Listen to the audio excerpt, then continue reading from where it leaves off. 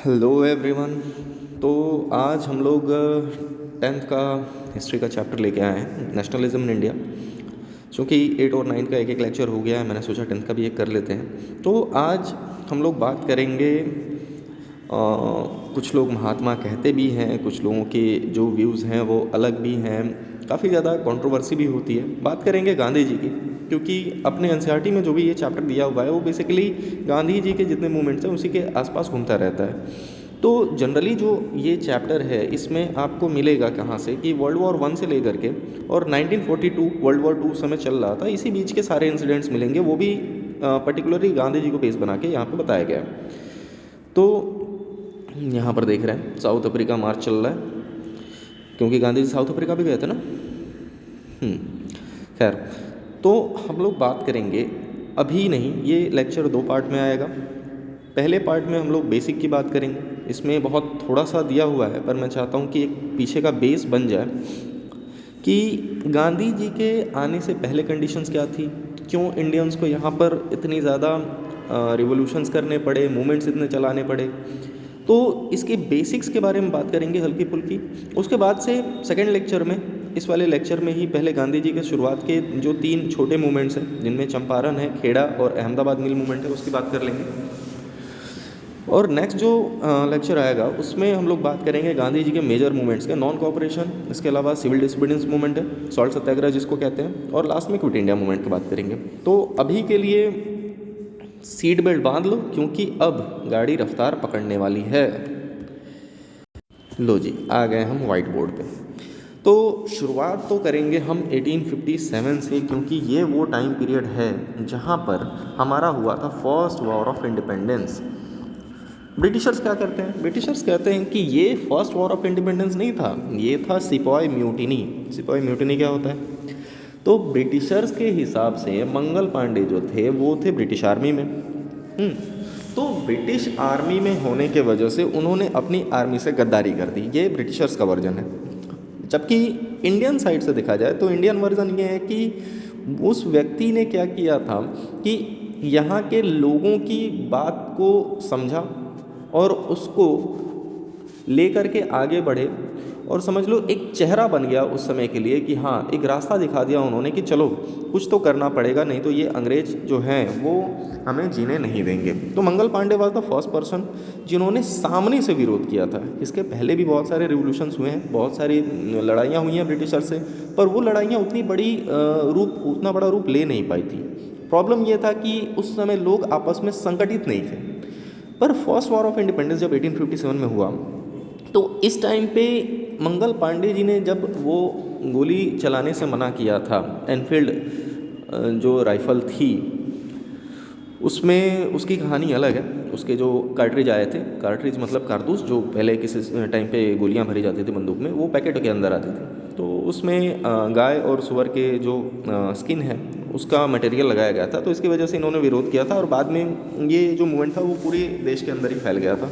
खैर, तो 1857 में ये सब हुआ, लोग ऐसे ही गुस्सा थे। तो अंग्रेज़ों ने ये इस बार पहली बार ऐसा था कि अंग्रेज़ों को बहुत बड़े लेवल पे झटका लगा, क्योंकि इसके जस्ट पहले जो रानी लक्ष्मीबाई थी उन्होंने भी अंग्रेज़ों का ठीक ठाक सामना किया हुआ था। इसके बाद आने के अंग्रेज़ों को समझ में आ गया कि नहीं, इंडियंस को अब धीरे धीरे लिबरल बनाना पड़ेगा, नहीं तो ये अब समझ चुके हैं कि आज़ादी होती क्या है। तो ऐसे में हुआ क्या कि अंग्रेज़ों ने कहा कि ठीक है, हम तुम्हें गुड गवर्नेंस देंगे, तुम्हें अच्छा खासा व्यवस्था देंगे, चलो थोड़ी बहुत आज़ादी भी दे देंगे। इसी सिलसिले में 1885 में कांग्रेस की स्थापना होती है, इंडियन नेशनल कांग्रेस। इसके संस्थापक कौन थे? Who was the founder? Comment box में लिख देना, बिना गूगल किए हुए। कोई भी काम को गूगल करने पहले चले जाते हैं। खैर, तो कांग्रेस की स्थापना हो गई। कांग्रेस एक कह सकते हो कि इंडियन जो लोग थे इनका चेहरा बन गई थी। कांग्रेस का काम यही था कि यहाँ की जो प्रॉब्लम्स हैं, यहाँ के लोगों की प्रॉब्लम्स हैं, उसको अंग्रेज़ों तक पहुँचाना। तो ये सब चल ही रहा था, बट जनरली कांग्रेस को इतना ज़्यादा सीरियस अंग्रेज लेते नहीं थे। उनको पता था कि कांग्रेस के अंदर जो लोग भरे हुए हैं ये सब के सब कौन है, मॉडरेट्स टाइप के लोग हैं, तो इनसे बहुत ज़्यादा वो डरते वरते नहीं थे। लाइक इनके कांग्रेस का कोई बहुत बड़ा प्रेशर बनता नहीं था शुरुआत में, पर धीरे धीरे कांग्रेस जो थी उसकी पावर्स बढ़ने लगी, लोग उससे जुड़ने लगे। और शुरुआत में कांग्रेस के अंदर जो लीडर थे, हम सीधे जंप करेंगे बंगाल पार्टीशन के आसपास, चूँकि बहुत डिटेल में नहीं पढ़ सकते। तो बंगाल पार्टीशन का केस क्या था वो हम समझ लेते हैं कुछ देर में। सी हुआ क्या था कि इंडिया जो है, यहाँ बंगाल वाला एरिया है।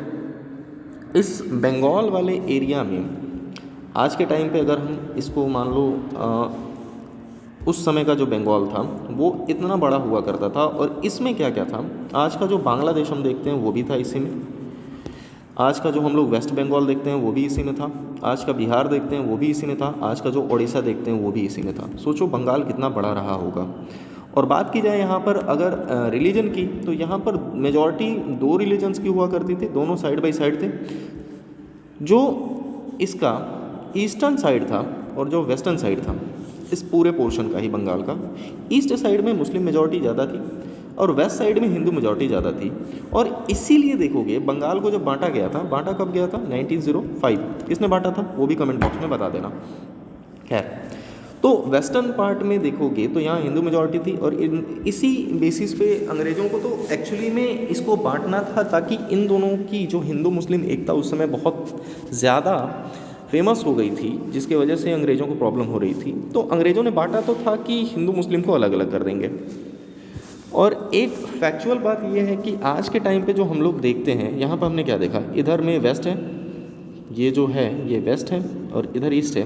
तो इसीलिए देखो हमारे पास जो आज का बंगाल है इंडिया के अंदर, वो हमारे देश के तो ईस्टर्न साइड में है, पर फिर भी हम उसको वेस्ट बंगाल कहते हैं। एक्चुअली में अगर मैप देखा जाए तो ये ईस्ट है, ये वेस्ट है। तो बंगाल तो हमारा वेस्ट बंगाल यहाँ पे है ना, तो देश के तो ईस्टर्न साइड में हुआ, बट हम लोग वेस्ट बंगाल इसको इसीलिए कहते हैं क्योंकि मेन बंगाल का वो कौन सा पार्ट था, वेस्टर्न पार्ट था। ठीक है, राइट। तो अंग्रेज़ों ने क्या किया, बंगाल को पार्टीशन कर दिया और इस वजह से कांग्रेस के अंदर जो यंग लीडर्स थे उनमें बहुत ज़्यादा गुस्सा आ गया। और यंग लीडर्स में उस समय थे कौन, तो यंग लीडर्स में एक फेमस ट्रायो होता है, कौन कौन, वो थे लाल, बाल और पाल। लाला लाजपत राय, बिपिन चंद्र पाल और बाल गंगाधर तिलक। तो इसमें थोड़ा सा तिलक साहब का भी चैप्टर जो लास्ट वाला है प्रिंट कल्चर, उसमें इनकी कुछ किताबों का उसमें बताया गया है। न्यूज़पेपर भी ये छापते थे, मराठा और केसरी। तो बंगाल पार्टीशन के बाद कांग्रेस के अंदर आपस में ही फूट पड़ गई और कांग्रेस भी बट जाएगी आगे चल के 1907 में। तो 1907 was the time period when Congress got split into 2 parts. और सूरत का एक सेशन हुआ था, कांग्रेस की हमेशा मीटिंग्स हुआ करती थी। तो कांग्रेस जो था वो 2 हिस्सों में बढ़ गया कांग्रेस, और वहाँ पर बन गए मॉडरेट्स। जो पुराने वाले लीडर्स थे कांग्रेस के, पुराने लीडर्स में कौन थे, गोपाल कृष्ण गोखले साहब थे। और दूसरा वाला पार्ट बन गया एक्सट्रीमिस्ट। अब एक्सट्रीमिस्ट के अंदर ही ये जो थे लाल बाल पाल की जोड़ी रहती थी। एक्सट्रीमिस्ट का मतलब होता है गरम दल और मॉडरेट्स मतलब नरम दल। तो ये बवाल चला यहाँ तक। अब भाई गरम दल वाले हैं, जवान हैं, जैसे तुम्हारा, तुम लोग अभी जिस एज पे हो, कोई टीचर अगर बढ़िया से तुमको धमका दे तो कहते हो बाहर निकलो बताओ तो नहीं, राइट। हाँ, ऐसा नहीं करना है, नहीं तो करियर ख़राब हो जाएगा तुम्हारा। खैर, तो कांग्रेस बढ़ चुकी है। कांग्रेस बढ़ने के बाद अंग्रेज़ों के सामने अब कोई बड़ा चैलेंज था नहीं। तो इंडिया के अंदर जो सब कुछ चल रहा है वो इस टाइम पीरियड पे क्या हुआ है कि 1907 से तो कांग्रेस बढ़ गई है और यहाँ से लेकर के 1915 तक इंडिया के अंदर कोई बड़ा मूवमेंट नहीं होगा। तो 1915 में ऐसा क्या हो गया कि यहाँ से फिर एक जो इंडियन नेशनल मूवमेंट था इसको एक नई दिशा मिल गई, नई जान मिल गई। वो था अराइवल ऑफ गांधी। विच गांधी? महात्मा गांधी, लोग तो यही कहते हैं। सॉरी, नाक थोड़ा सा अभी जानते ही हो, ठंडी का दिन है, कोई बात नहीं। तो बात करेंगे थोड़ा सा गांधी जी की कि इन्होंने इंडिया के अंदर क्या ऐसा खेला कर दिया। ममता बनर्जी कहती है ना, खेला होबे अब खेला होबा, जो भी हो, बंगाली मुझे नहीं आती। तो गांधी जी के बारे में बात की जाए तो गांधी जी का जन्म सबको पता है, 2 अक्टूबर 1869। डेट सही है, देख लेना एक बार। कहाँ पे हुआ था? पोरबंदर, गुजरात के अंदर हुआ था। यानी गुजराती मोटा भाई। मोटा भाई कौन कौन है? आज के अपने अमित शाह, खैर, तो इसके बाद गांधी जी ने अपनी क्या की है, इन्होंने शुरुआती, चूँकि ठीक ठाक फैमिली से बिलोंग करते थे, इन्होंने कुछ पढ़ाई अपनी यहाँ पे की, बाकी बैरिस्टरी उस समय होती थी, लॉयर जो आजकल हमको बोलते हैं, तो उसके पढ़ने के लिए इनको जाना पड़ता था ब्रिटिशर्स के देश में, ब्रिटेन। वहाँ जा कर के इन्होंने अपना बैरिस्टर की पढ़ाई की है। उसके बाद से वापस इंडिया आए। इंडिया आए तो इनको एक ऑफ़र मिला, जो कि ऑफ़र इनको मिला था साउथ अफ्रीका से। साउथ अफ्रीका में एक इंडिया के ही बिजनेसमैन थे, जिनको ज़रूरत थी एक ऐसे व्यक्ति की जो उनका कामकाज देख सके, जो लीगल मैटर्स है उसको देख सके। तो गांधी जी वहाँ पे गए, इनको प्रैक्टिस भी करनी थी, क्योंकि प्रैक्टिस करना ज़रूरी ही होता है।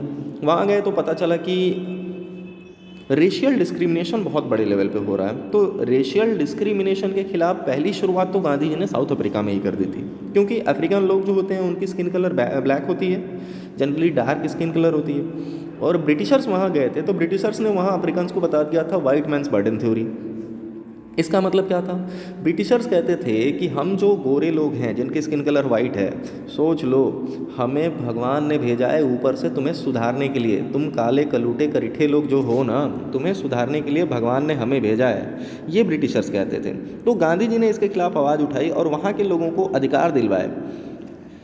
इसके बाद से गांधी जी का इसी से नाम काफ़ी ज़्यादा फेमस हो गया। इंडिया के अंदर जो लीडर्स थे, गोपाल कृष्ण गोखले साहब ही जो थे, उन्होंने गांधी जी को यहाँ बुलवाया था। तो गांधी जी जो थे वो इंडिया के अंदर 1915 में आ जाते हैं। और 1915 में जैसे ही आते हैं तो इनको पहले यहाँ के लीडर्स कहते हैं कि आप एक काम कीजिए, तुरंत अपना मूवमेंट शुरू नहीं कीजिए, पहले एक राउंड ले लीजिए कि देश के अंदर हो क्या रहा है। गांधी जी ने कहा ठीक है। अब इसी बीच में ये भ्रमण पे ही थे, घूम ही रहे थे, देश का हालचाल ले रहे थे। तो इस बीच में एक व्यक्ति इनसे मिलता है, एक व्यक्ति जिनका नाम था राजकुमार शुक्ला। राजकुमार शुक्ला नाम जो है, ये नाम फेमस इसलिए है क्योंकि, क्या लिख रहा हूँ मैं यार, ठंडी की वजह से कुछ भी नहीं, खैर। तो राजकुमार शुक्ला नाम के एक व्यक्ति इनको मिलते हैं, जिनका जो होम टाउन था वो था चंपारण, बिहार से। और बिहार जो आज का है, इसमें ऊपर साइड में इधर कोने में चंपारण है, तो यहाँ से ये बिलोंग करते थे। ये आए गांधी जी के पास और इनका गांधी जी से एक डिमांड हुआ कि गांधी जी चलिए, हमारे यहाँ बड़ा दिक्कत चल रही है और चल करके हमें जो है इस दिक्कत से बाहर निकलवाइए। तो बंगाल में जो बंगाल बोल रहे हैं, चंपारण बिहार के अंदर जो प्रॉब्लम थी, वो प्रॉब्लम वहाँ के फार्मर्स की थी। अंग्रेज़ों ने वहाँ पे बड़ा परेशान किया हुआ था फार्मर्स को। क्या मैटर था, ये बारी बारी से, क्योंकि यहाँ पे 3 मूवमेंट है गांधी जी के छोटे छोटे। पहला चंपारण बिहार है, दूसरा खेड़ा गुजरात का है और तीसरा अहमदाबाद मिल मूवमेंट है। तो इसको हम लोग जल्दी जल्दी देख लेंगे और बाकी के जो 3 बड़े मूवमेंट्स हैं वो नेक्स्ट पार्ट में आएंगे। तो ये बात है 1917 की। 1917 में ये जाते हैं चंपारण में। चंपारण जो अभी बताया बिहार में है, यहाँ पर जाते हैं तो यहाँ प्रॉब्लम थी इंडिगो प्लांटर्स की। अब इंडिगो क्या होता है? तो इंडिगो एक्चुअली होता है नील, वही जो उजाला वाला है, हाँ, वाइट वाले ड्रेस में तुम्हारे पड़ता है, और पड़ जाए तो तुम लोग मुँह फुला लेते हो, जो भी हो। तो यहाँ पर क्या था कि इंडिगो प्लांटर्स, इंडिगो नील की पहले खेती होती थी। एक पर्टिकुलर टाइप का पौधा होता था जिसको खेती जिसकी की जाती थी, और उससे जो निकाला जाता था, उसका जूस वगैरह निकाल करके या उसको पीस करके उससे जो लिक्विड निकाला जाता था, उसको एज अ डाई का मतलब colour, as a dye use किया जाता था। तो एक प्रॉब्लम उसके साथ ये थी कि जिस भी खेत के ऊपर अगर इंडिगो का प्लांटेशन कर दिया गया, उस खेत की क्वालिटी हो जाती थी धीरे धीरे ख़राब। और वहाँ के जो फार्मर्स थे, उनसे ब्रिटिशर्स ज़बरदस्ती ये जो इंडिगो था इसको उगाते थे, क्योंकि उस समय जो था प्रॉब्लम क्या थी ये समझो। पूरे वर्ल्ड के अंदर दिक्कत ये थी कि यहाँ चल रही थी वर्ल्ड वॉर, क्योंकि हम बात कर रहे हैं 1914 से लेकर 1918 तक चला था। तो यहाँ पर जो इंडिगो होना चाहिए, जो नील की खेती यहाँ होना चाहिए, हो नहीं पा रही थी। तो इनको बाहर से जो इनकी कॉलोनीज थी, यहाँ से ये नील लेके जाते थे। तो इसीलिए इंडियन फार्मर्स को फोर्सफुली नील उगाने को कहा जाता था। तो ये बड़ा दिक्कत की बात थी।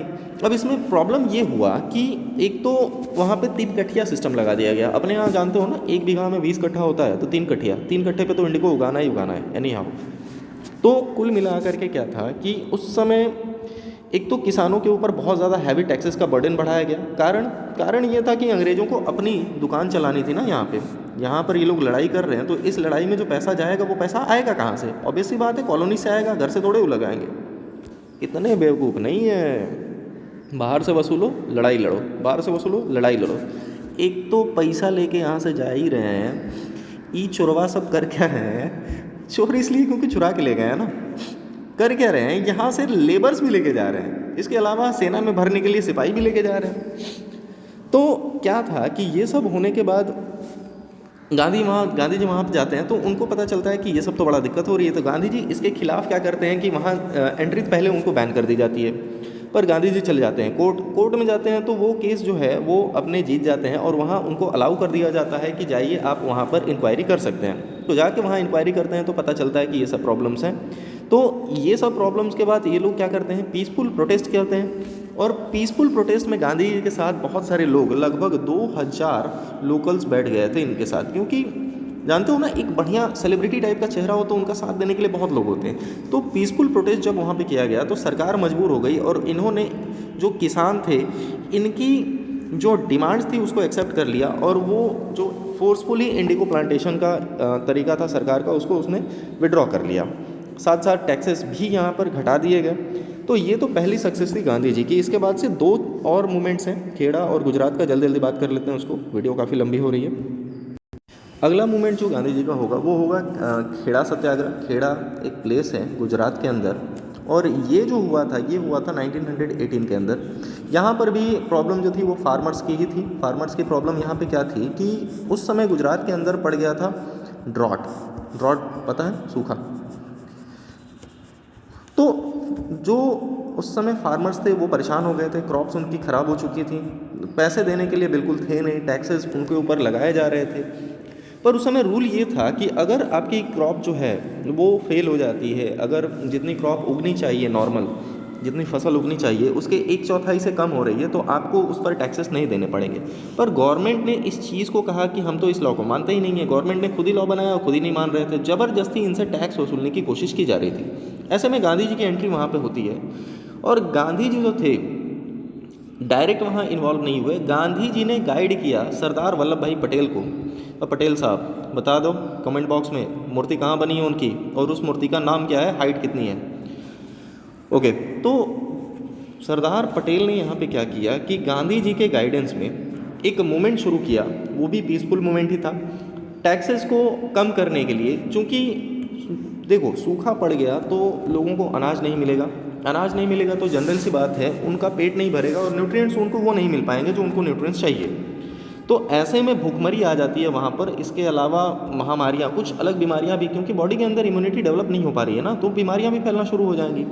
तो ऐसे में जब बहुत मास लेवल पे इसका प्रोटेस्ट होना शुरू हुआ, तो इस प्रोटेस्ट के दबाव में आकर के गवर्नमेंट ने इनकी जो डिमांड थी उसको एक्सेप्ट कर लिया, और जो है उस समय टैक्स से इन लोगों को राहत दे दी गई। तो ये था खेड़ा वाला। लास्ट मूवमेंट है अहमदाबाद मिल मूवमेंट, ये भी 1918 में हो रहा है। देखो कुछ लोग गांधी जी से बहुत ज़्यादा खुश होते नहीं हैं, कहते हैं कि इनका नॉन वायलेंस का तरीका है और इसमें क्या ही हो जाएगा, चुपचाप बैठे रहो मुंह फुला के। पर एक्चुअली में समझो ये बहुत ज़्यादा टेक्निकल तरीका है। टेक्निकल क्यों है कि ये उस समय की बात कर रहे हैं जिस समय ब्रिटिशर्स जो है वो बहुत ज़्यादा पावरफुल है। बहुत ज़्यादा का मतलब दुनिया भर में इनका राज चल रहा है, आर्मी की कमी नहीं है, सेना की कमी नहीं है, पैसे की कमी नहीं है, और हम लोग गरीब दुखिया लोग, हमारे पास जो भी है वो है डंडा भी गांधी जी के पास ही था, पीछे वाले लोगों के पास भी होगा पर गांधी जी का थोड़ा स्पेशल था ना। तो कुल मिला करके गांधी जी ने एक तरीका अपनाया कि ब्रिटिशर से हेड टू हेड डायरेक्ट हम लोग लड़ाई नहीं कर सकते। अगर डायरेक्ट लड़ाई करेंगे तो वो मारपीट के सीधा कर देंगे। लेकिन एक बात बताओ, अगर हम उनसे डायरेक्ट लड़ाई करें ही नहीं, उनको ये सोचने पे मजबूर कर दे मेंटली कि हम सही हैं वो गलत हैं, उनको मौका ही ना दो ना। कोई ऐसी गलती करे हुई नहीं, तुम इसके ऊपर हाथ उठाओगे नहीं तो वो तुम्हें मारेगा कैसे? तुम शांतिपूर्वक बैठे हो, पीसफुल प्रोटेस्ट कर रहे हो, तो तुम्हें मारेगा कैसे? तो ये तरीका था गांधी जी का पीसफुल प्रोटेस्ट का। तो कुछ लोगों को ये चीज़ समझ में आती है, कुछ लोग कहते हैं कि नहीं हमको तो वायलेंस ही अपनाना है। तो देखो ये बात बिल्कुल सच है, नेशनल मूवमेंट में वायलेंस और नॉन वायलेंस दोनों ही तरीके बहुत ही ज़्यादा कारगर थे। दोनों का अपना अपना टाइम पीरियड था। डिटेल में जब कभी पढ़ेंगे तो बात करेंगे इस पर। अभी के लिए अहमदाबाद मिल मूवमेंट में यही हुआ कि गांधी जी गए वहाँ पर और मिल ओनर्स को मनाने में कामयाब हो गए, और लास्ट में क्या हुआ कि वर्कर्स को उनका जो 30% वेज हाइक था, एक्चुअली 30 नहीं 35% वेज हाइक था, इस पर मिल ओनर्स के बीच में समझौता हो गया और आपस में यहाँ पर काम फिर से शुरू कर दिया गया। तो ये सक्सेस था गांधी जी का कुल मिला करके। इसके बाद हम लोग नेक्स्ट लेक्चर में पढ़ेंगे कैसे वर्ल्ड वॉर 1 के वजह से इंडिया के अंदर एक खुलाफत मूवमेंट शुरू हुआ था। वो ओटोमन एम्पायर के जो खलीफा थे उनको ब्रिटिशर्स ने परेशान किया। तो यहाँ पर इसके बाद 3 मेजर मूवमेंट्स की बात करेंगे गांधी जी की, नॉन कॉपरेशन, सिविल डिसोबीडियंस और क्विट इंडिया मूवमेंट। और एक और चीज़ बीच में देखने की कोशिश करेंगे, बीच में कुछ राउंड टेबल कॉन्फ्रेंसेस भी हुए थे, गांधी वर्सेस अम्बेडकर की आइडियोलॉजी की बात करेंगे। सेकंड लेक्चर में ये पूरा कंप्लीट हो जाएगा चैप्टर। तब तक के लिए keep learning, keep watching. Thank you.